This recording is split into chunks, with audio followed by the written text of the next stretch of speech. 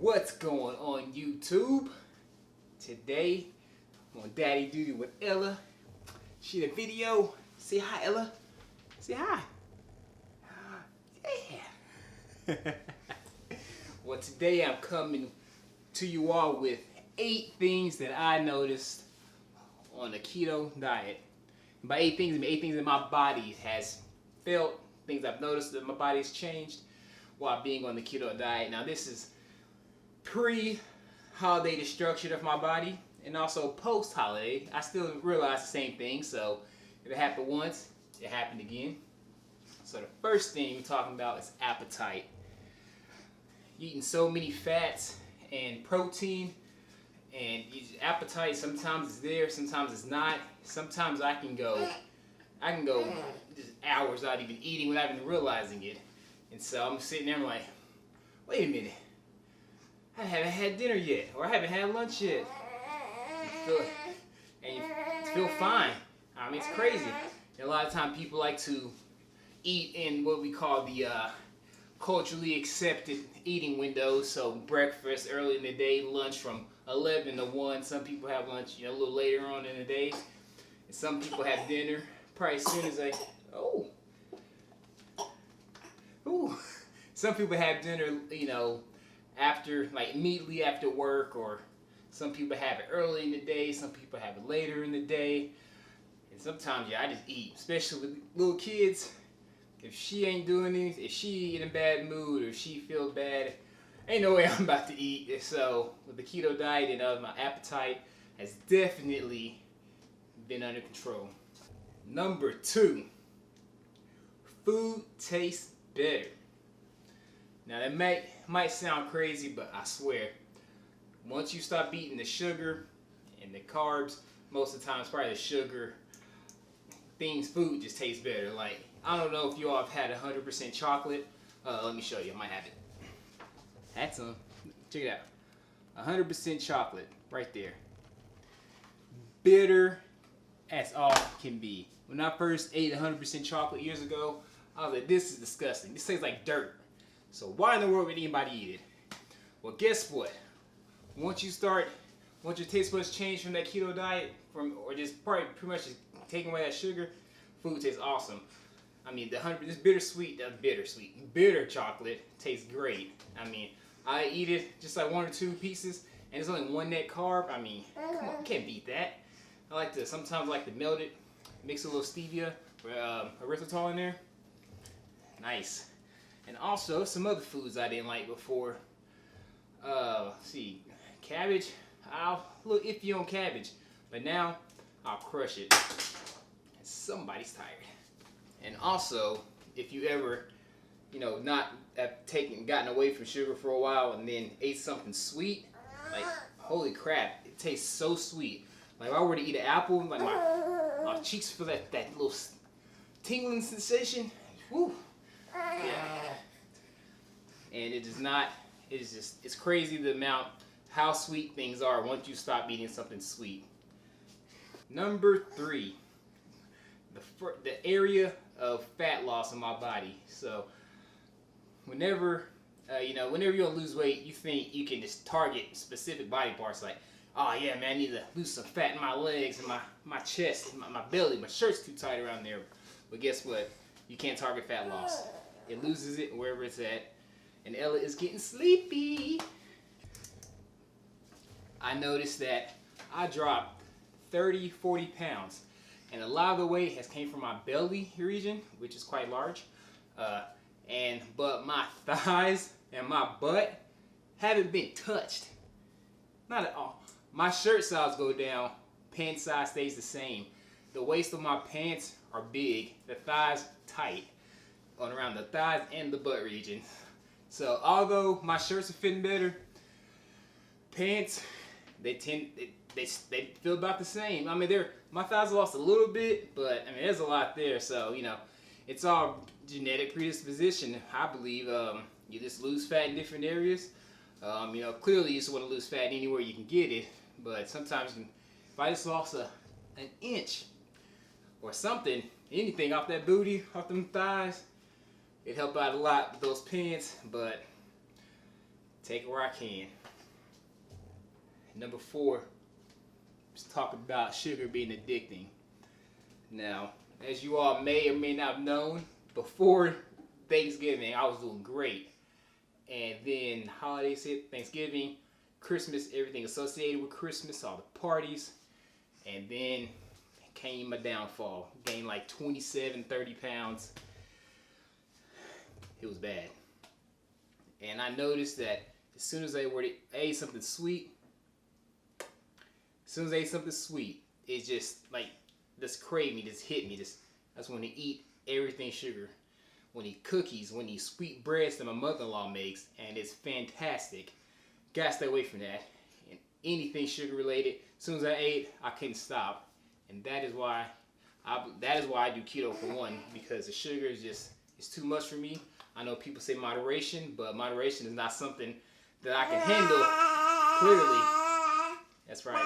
And so it's just, sugar is so addicting. I don't think we as a culture even realize. This country didn't realize. I mean, it's insane. I know I read a study and I heard, papers say that sugar is as addicting or more addicting than cocaine.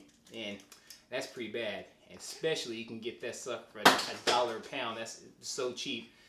And that's why I stay away from that stuff. Let's go on to number 5. Let's talk about cravings. Now I talked about how sugar is addicting. And although sugar is addicting, sometimes, and even if you stay away from it, sometimes you get those cravings, and sometimes you want to eat something sweet, or you're about to just eat yourself out of house and home, and probably going to eat something bad. But I noticed that once you're really strict, about 2 weeks to a month, those cravings can disappear. You can just see sugar, see somebody with cookies or cake or donuts at the office or wherever, and you're like, I don't even want that. I can't even think about that. And I did notice that, and that's pretty cool. Somebody who doesn't have the willpower to be moderate with sweets, it's cool to notice that I don't even have the desire to eat something sweet that I know is going to be bad for me. And that's, it's an exercise of willpower, but also, once you treat your body right, it's going to treat you right. It ain't going to worry about, I don't need that sugar. I got avocados. I got lunch waiting for me. Something nice, something tasty. It's not worth it, because every time you eat something bad, taking a step back. One step back. All right, one step back. No, keep going forward. I do have noticed that if I do have a craving, I either do 2 things.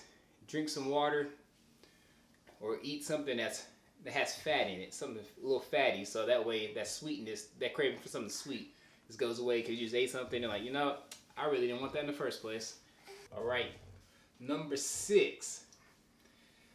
Once I've started the keto diet, I noticed that my relationship with food was terrible. And what I mean is stress eating, emotional eating. 2 things that I do that got me into the current state that I was in. And so I get stressed, I have her, she's 8 months old, but I first started with my oldest, who's about to be 3. So once she was born, first time parents, stress levels all time high. We not sleeping, not getting any rest, constantly stressed, and a good way to comfort yourself, eating food. So we ate way too many bad things. People bring you meals when they have a kid or something, way too many sweets, and from there just a downward slope, just eating everything, and don't chop, eating everything horrible for me. Didn't even care at the moment. It was that bad. I was tired, didn't care, as long as get some food in me, whether it be bad or good. Most of the time it was bad. And once you step back from all of that and you realize that you ate way too bad, you realize, man, I was horrible to myself. No wonder I felt like crap. I was eating crap. So remember, crap in, crap out. You eat good stuff, you feel good. Like right now, I feel great. I feel fantastic. All because I'm feeding my body the right nutrients and getting the right food in. Things that I need, things that help me to drop some weight and lose that fat. Number 7. Now this one may be too much information, but I'm gonna let you know because some people don't talk about it. Don't let people know that this can happen, and don't say it won't ever happen to you because it might. Because it happened to me. Now, what I'm talking about is don't ever trust a keto fart. Don't do it. Hey Ella, don't do it. Yeah, I was at work, guys, at work, and I'm glad it was like 4:30 in the afternoon, so it was almost time to go home. But I had a little. I love you too. Had a little gassy, and I was like, I was letting one slide out, but guess what? It wasn't gas, and yeah, it was a little warm, and that is when I realized I messed up. I don't know what it is. It might be the higher fat we consume, but sometimes when you try to pass a little gas, you pass more than gas. Might be a little poop in there, and that ain't good, so just be careful. I'm warning you now. Don't ever say nobody told you, because I just did. They're right, Ella. That's right. And number 8. I can't even there we go. 8. Now this one goes along with the keto farts, the same arena, if you will.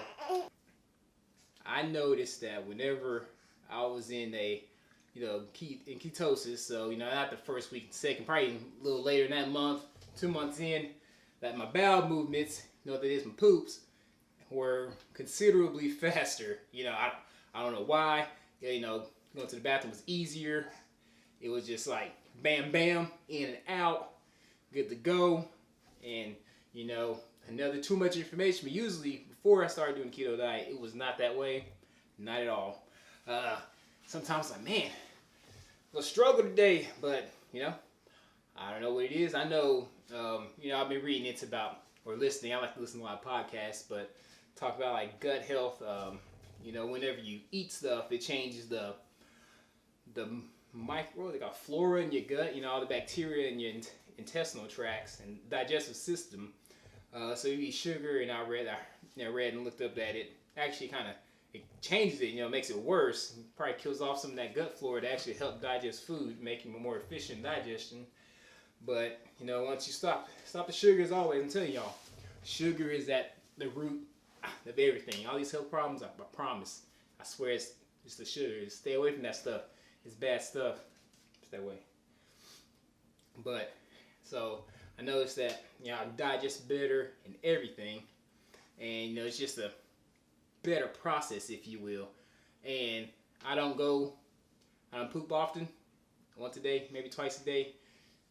I never did in the first place, but now it's like boom, boom, I'm gone. Right, Ella. Bonus tip, because I just remembered it.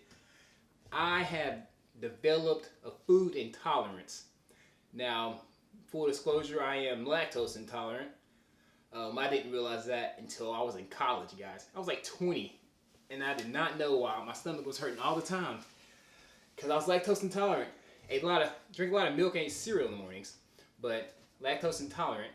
But one day, let me tell you, I'm intolerant to broccoli.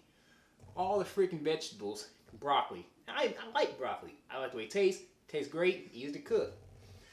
I had ate something with broccoli in it for lunch, and I came home from work.